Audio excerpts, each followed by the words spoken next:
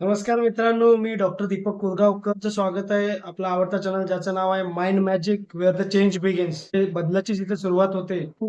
बदल हा खूप गरजेचा असतो. असं म्हटलं जातं की change is the only constant thing in life. Calendar बदलतंय. तर 2025 हे वर्ष संपतंय आणि लवकरच 2026 नवीन वर्षाची सुरुवात होतोय. तर आजच्या या व्हिडिओत आपण थोडा मागचा आढावा घेऊयात. असं म्हटलं जातं की जुन्यातूनच नवीनाची सुरुवात होते. मागच्या चुकांतून सावरतच पुढे जायचं असतं. जाणून घेऊयात 2025 ने नक्की काय शिकवलं? 2025 मध्ये काय गोष्टी घडल्या? ज्याच्यावरनं आपण काय-काय धडे घेतले पाहिजेत? हे संक्षिप्त स्वरूपात आजच्या व्हिडिओतून आपण जाणून घेऊया. तर चला तर मग महत्त्वाच्या 2025 मध्ये म्हणजे घटना म्हणजे की खूप खूप सत्तापालट बघायला मिळाले आपल्याला. अमेरिका, कॅनडा, जर्मनी अशा मोठ्या देशांमध्ये आपल्याला सत्तापालट बघायला मिळाले. नवीन नेते आपलं राज्य कारभार सुरुवात करताना दिसले. तर याउलट अजून एक नेपाळसारख्या देशामध्ये नव्या जनरेशनने जनरल जेन झी जनरेशनने नेपाळच्या पंतप्रधानांना पायउतार करायला लावलं आणि नवीन सत्ता स्थापन इथे बघायला मिळालं. तर आपल्याला काय शिकायला मिळतं? तर सत्ता ही कधीच कायम नसते. ती बदलत राहू शकते. खुर्चीचा मोह कधीच धरला नाही पाहिजे. खुर्चीवर बसलात तर त्या खुर्चीशी प्रामाणिक राहिलं पाहिजे. तुमच्याकडे ज्या जबाबदाऱ्या आल्यात त्यांचं तुम्ही कर्तव्यनिष्ठपणे पालन करायला पाहिजे. त्या खुर्चीचा मोह कधीच ठेवला नाही पाहिजे. राजकारणात नेहमी म्हटलं जातं, की सत्तेचा मोह खूप वाईट. सत्तेचा आणि खुर्चीचा मोह हा नेहमी ऱ्हासाला कारणीभूत ठरतो. सत्ता आणि खुर्चीवरचा माणूस असा बदलत राहणार आहे. त्यामुळे या सत्तेचा आणि खुर्चीचे कधीच मोह ठेवू नका. तुम्ही तुमचं कार्य प्रामाणिकपणे करायला पाहिजे. 2025 मध्ये एक सर्वात वाईट घडलेली घटना म्हणजे विमान अपघात झाला. त्यात खूप लोक मारले गेले. अहमदाबादवरून लंडनला जाणारं विमान अपघात झाला. तर त्यात काय शिकायला मिळालं, की मृत्यू हे एक अंतिम सत्य आहे. ते सत्य तुम्ही कधीच चुकवू शकत नाही. त्या सत्याचा स्वीकार करायला पाहिजे. न बोलता, उठता बसता कधीही मृत्यू तुमच्या समोर कधी उभा ठाकेल हे कधीच सांगता येत नाही. त्यामुळे आपण अमर आहोत. आपल्याला सर्व ज्ञात आहे असा भंपकपणा मिरवत राहू नये. जे काही आयुष्य मिळालंय ते नेटकेपणाने जगणे. काय या जीवनाच्या रंगमंचावर जो काही आपला डाव आहे, आपल्याला पात्र नटवायला दिलंय, ते पात्र योग्य तऱ्हेने नटवणं आणि निघून जाणे हेच आपल्या हातात आहे. त्यामुळे हा सर्वोत्तम डाव खेळणे हेच आपल्या हातात आहे. तीच आपली नैतिक जबाबदारी आहे. तर 25 ने हे शिकवलं, की acceptance is the most important things in life. स्वीकार करायला पाहिजे. असं होतं, की आपण आयुष्यात खूप गोष्टी घडतात. आपण त्याचा स्वीकार करत नाही. आपण स्वप्नात जगत राहतो. त्यामुळेच आपण प्रॉब्लेम्सना आपल्या आयुष्यात आव्हान देतो. जो प्रेझेंट आहे त्याचा स्वीकार करायला पाहिजे. पास्टमध्ये, भूतकाळामध्ये अडकून राहता कामा नये किंवा फ्युचरच्या पण जास्त कल्पना करण्यात, फ्युचरचे सुद्धा स्वप्न रंगवण्यात काहीच उपयोग नाही. पास्ट आहे तो जो घडून गेलाय, तर फ्युचर आहे ते घडणार आहे की नाही किंवा काय घडणार आहे हे आपल्याला माहितीच नाहीये. त्यामुळे जे घडून गेलंय आणि जे घडणार आहे, जे आपल्याला माहितीच नाहीये, त्याबद्दल काळजी करून काहीच फायदा नाही. पास्ट हा एखाद्या चितेसारखा असतो आणि फ्युचर हे असतं तर चिंता. तर चिंता आणि चिंता दोघेही तुम्हाला जगू देत नाहीत. दोघेही तुम्हाला संपवल्याशिवाय राहणार नाहीत. त्यामुळे चिंता आणि चिंता दोन्ही सोडून दिल्या पाहिजेत. पास्ट आणि फ्युचर या दोन्हीचा विचार करून सोडा. वर्तमानात जगा. आज आहे तो क्षण जगा. जगायला शिका. तिचा वर्तमान जगा. वर्तमान जाणून घ्या. त्याचा एक्सेप्टन्स करा. त्याचा स्वीकार करा. फ्युचरचा मोह ठेवू नका. काळची काळजी वाहनं सोडा पुढेपर्यंत. आज जपा. तुमचा आज जपा. आज आत्ता जपा. आत्ताचा क्षण जपा. तो खूप महत्वाचा आहे.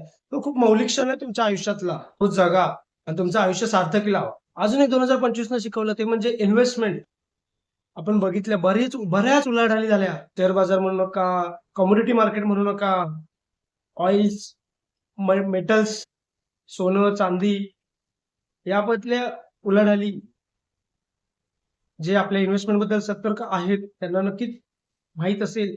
जे नाहीत त्यांनी आजपासून तरी नक्कीच सतर्क राहा. घडतंय आजूबाजूला आपल्या जगात काय घडतंय याचं नक्कीच भान ठेवा. त्या इन्व्हेस्टमेंट बद्दल सतर्क राहा.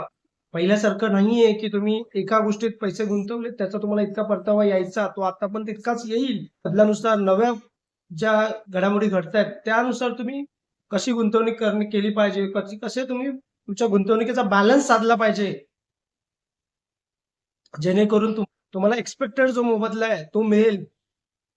तो मिळेल किंवा तुमची जी इन्व्हेस्टमेंट जी अमाउंट आहे ती सुरक्षित राहील आणि तुम्हाला यथोचित किंवा ऍटलिस्ट तुम्हाला फायदाच होईल, तोटा नाही होणार. याचं कसं गणित मिळवता येईल हे तुम्ही लक्ष ठेवलं पाहिजे. त्यामुळे तुमच्या इन्व्हेस्टमेंट बद्दल, तुमच्या आर्थिक ज्या घटना आजूबाजूच्या जगात घडतायत, त्याबद्दल नक्कीच सजग राहायला पाहिजे. जर तुम्हाला वेळ नाहीये, तर तुमचा एक आर्थिक सल्लागार नक्कीच तुम्ही नेमला पाहिजे. तुमच्या आर्थिक तुमच्या लाईफमधल्या securities, for example life insurance, mediclaim, जसं का तुम्ही आजारी पडलात तर तुम्हाला खूप खर्च होतो. तुमच्या हेल्थची सिक्युरिटी, तुम्ही तुम्ही जर घरातले कमवते आहात, तर तुम्ही गेल्यावर तुमचं जर काही बरं वाईट झालं, तर तुमच्या मागच्यांची सिक्युरिटी याची तुम्ही काळजी घेतलीच पाहिजे. यासाठी तुम्ही एक आर्थिक सल्लागार नेमू शकता किंवा कोणाची तरी तुमच्या मित्राची, तुमच्या फ्रेंड्स मधील किंवा फॅमिली मधील कोणाची तरी मदत घेऊ शकता याबद्दल. पण तुम्ही नक्कीच आर्थिक सक्षम राहायला पाहिजे. जर तुम्हाला या जगात टिकाव धरायचा आहे, या आजच्या जगात जर तुम्हाला टिकायचं आहे, टिकून राहायचं आहे, तर तुम्ही आर्थिक सक्षम व्हायला पाहिजे. इन्व्हेस्टमेंट बद्दल सजग असायला पाहिजे.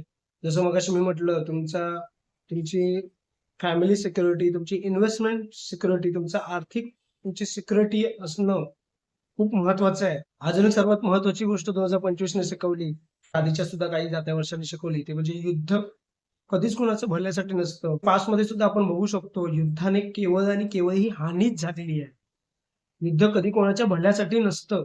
युद्धाने कायम आयुष्य होरपळतातच आणि होतं ते नुकसान आणि नुकसान, आणि ते एका क्षण वेळासाठी, खूप काळासाठी, पिढ्यानपिढ्यांसाठी. त्यामुळे युद्ध टाळलं पाहिजे. एखाद्या ठिकाणी आग लागलीये, तर ज्या घरात लागलीये, त्या बाजूच्या घराला आग लागणार नाही असं नाहीये. ती आग त्या बाजूच्या घराला पर्यंत सुद्धा पुढे पुढे आग नेत जाते. त्याच्या आजूबाजूचे जेही संपर्कात येतं त्याला आग लागते.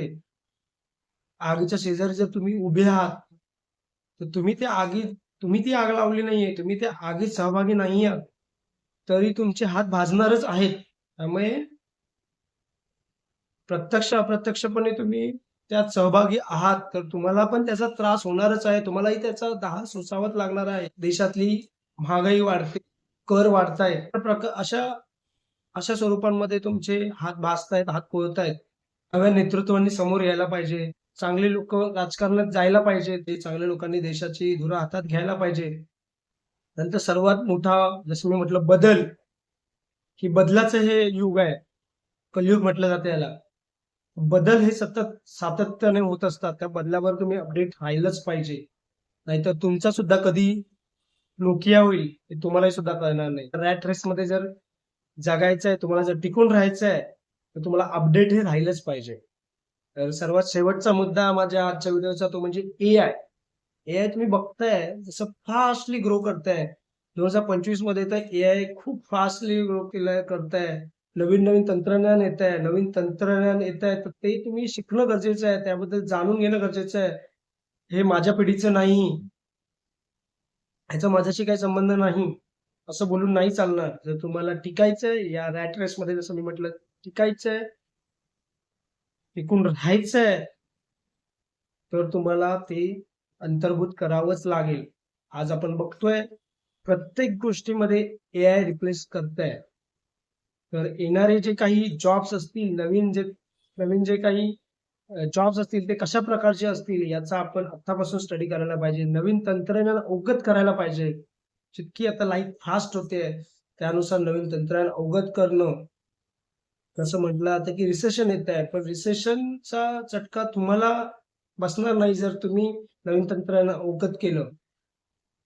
तुमचंच आयुष्य सोपं करण्याचं काम तंत्रज्ञान करतंय. पण त्याचबरोबर तंत्रज्ञान हे सुद्धा मानवाने घडवलंय. मानवाचा मेंदू हा त्यापेक्षा शार्प आहे, हे लक्षात ठेवा. त्यामुळे जसं मी म्हटलं, बदल ही काळाची गरज आहे. काळानुरूप गोष्टी बदलतच जाणार आहे. तुम्हाला त्या अवगतच करायच्या आहे. काळानुरूप बदलत जायचं आहे.